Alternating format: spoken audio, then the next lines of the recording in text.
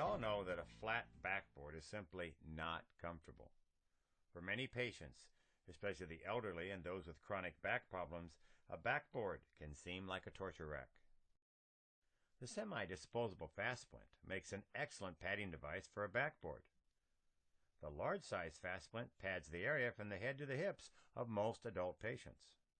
Here's how it works. Place the large-size FASPLINT on the backboard with the wide end at the head and the tapered end toward the foot. Remove a slight amount of air so the splint is like modeling clay with all the beads evened out. Now the splint can be easily held in place on the board during the log roll maneuver. The patient can be placed onto the FASPLINT backboard combination with little or no modification of your normal vehicle extrication process. After positioning the patient on the board, and before applying vacuum for the final fit, have a partner mold the top corners of the FASPLINT up around the patient's shoulders and head to form a snug head immobilizer. Now finish evacuating the splint with your hands holding both sides of the FASPLINT. Here's another streetwise tip. When you have evacuated about half the air from the splint, you can change the position of your hands up around the patient's head and use your thumbs to create ear channels in the now clay-like splint to make it easier for the patient to hear. The FASPLINT should be under the patient's head and should not extend over the top of the patient's head. Cradle the patient's head with your hands at the base of the head by the shoulders while you evacuate the air from the splint. You can now secure the patient with tape if desired.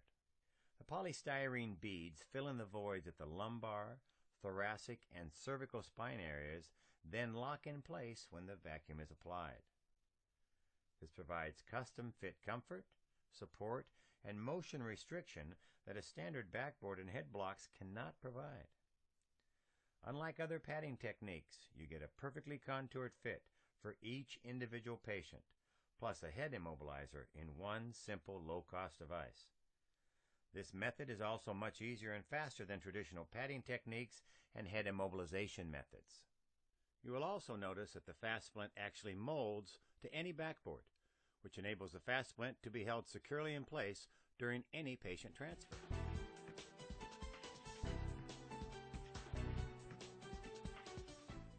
If your pediatric vacuum splint or other pediatric immobilizer is not available, try using the FASPLINT as a pediatric immobilizer in conjunction with a standard backboard.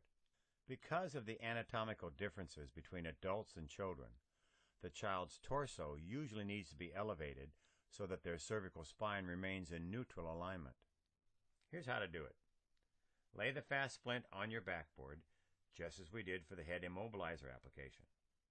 Remember that depending on the patient's age, your patient may need more padding under the torso area than under their head.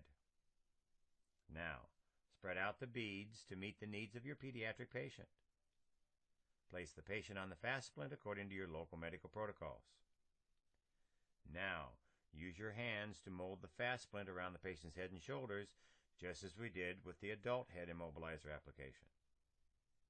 Now evacuate the splint, and then secure the patient to the backboard. The FASPLINT, of course, also acts as an excellent thermal insulator, which is a real benefit when working with pediatric patients.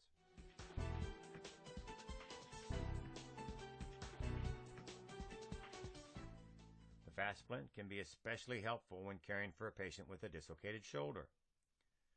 Frequently, these patients are in extreme pain and are holding their injured arm in a position that causes them the least amount of discomfort. The next time you confront such an injury in the field, try the following technique. Evacuate a small amount of air out of the FASPLINT to make it feel like the consistency of modeling clay. Have your partner pose in the same position as the patient and then mold the EvacuSplint around your partner's arm. Here's a note.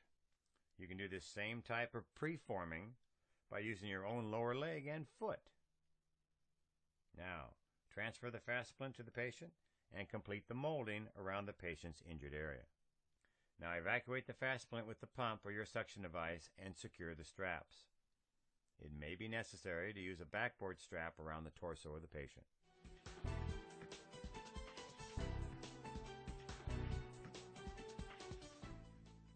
two fast splints can be nested together to form a longer splint for those rare occasions when a longer splint is needed. Here's how to do this. Place the smaller of the two splints inside the larger one. Now, while your partner provides support to the injured leg area, slide this new combination splint under the fracture site and position the splint where it is needed to provide sufficient support. Now evacuate the smaller of the two splints first, then follow with evacuating the larger one. This application is especially useful when trying to completely immobilize the entire leg and foot of a very tall person.